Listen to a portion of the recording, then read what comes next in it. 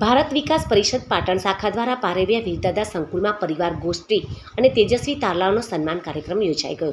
આ કાર્યક્રમનો મુખ્ય હેતુ પરિવારના સભ્યો એકબીજા સાથે સંકળાયેલા, એકબીજાને ઓળખે, નજીક આવે, સંપર્કમાં રહીને વધુમાં વધુ સેવાના તેમજ સંસ્કારલક્ષી કાર્યોમાં જોડાઈ શકે. આ કાર્યક્રમમાં અલગ અલગ વિભાગોમાં રમતો રમાડવામાં આવી અને વિજેતા થનારને ઇનામો આપીને પ્રોત્સાહિત પણ કરાયા. સાથે સાથે ગત વર્ષે સારું પરિણામ મેળવનાર વિદ્યાર્થીઓ તેમજ પ્રાંતમાંથી યોજાનાર અલગ અલગ સ્પર્ધાઓમાં ભાગ લઈને વિજેતા થનાર શાખાની બહેનોને પણ ઇનામ આપીને સન્માનિત કરાયા હતા.